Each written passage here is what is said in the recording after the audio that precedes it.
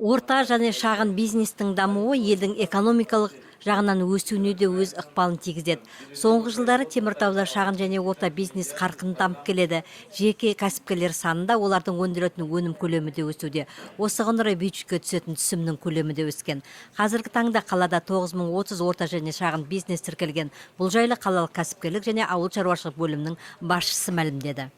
На сегодняшний день количество действующих зарегистрированных субъектов малого предпринимательства составит 9030 единиц. Бүгінгі күні қалада тіркелген шағын және орта бизнестің саны 9030 болып тұр. Болмаса 147,7% 2014 жылмен салыстырғанда, ал 2014 жылы оның саны 60,011 болатын. Оның 1059-ы заңды тұлғалар, 7429 жеке кәсіпкерлер болса, екеуі шаруа қожалықтары. Жол картасы 2020 бағдарламасының аясында қалада 100 жоба жүзеге асырылса, өткен жылы 29 жоба қолдауға ие болды. Соның нәтижесінде 3000-нан аса жұмыс орындары сақталып, 2038 жаңа жұмыс орындары ашылған, ал 2015 жылы жаңадан 300 жұмыс орындары ашылды. Осы бағдарламаны жүзеге асыру мерзімінің арасында грантты қаржыландыру бойынша 20 жоба қолдауға ие болды.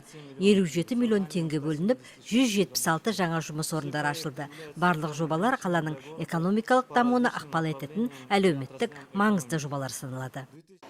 Өткен жылы қала әкімі теміртаулық кәсіпкерлермен кездесу өткізіп, Теміртауда ауыл шаруашылық өндірісі кешен саласында жеке кәсіптер ашу туралы тапсырма берген болатын. Самат Зияшев осы тапсырмаға орай біршама жобалар бойынша қарқынды жұмыстар жасалып жатқандығын да мәлімдеді.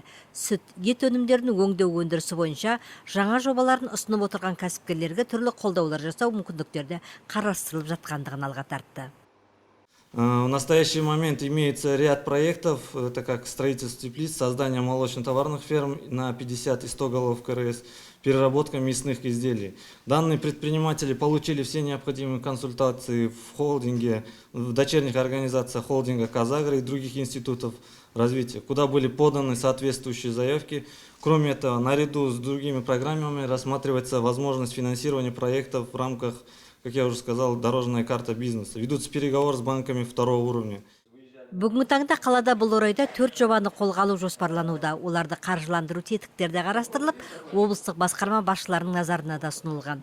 Мұнымен қатар меткомбинат модернизациялау жұмыстары жасалуда. Басшылар оны алдағы сәуір айында ашуды жоспарлап отыр. Ғалым Әшімов Теміртауда ауыл шаруашылық кешені бағытындағы жобаларды жүзеге асыруға барлық жағдайдың барлығын, сол себептен бұл мәселені қатаң бақылауда ұстауды тапсырды. Агропромышленный комплекс здесь должен себя тоже хорошо показать. Подъездные пути есть, дороги есть, вода есть, электричество есть. Надо ставить огородные, работать. Правильно, в этом направлении надо прям, в этом активно, как вы сейчас работаете, вот так же надо двигаться.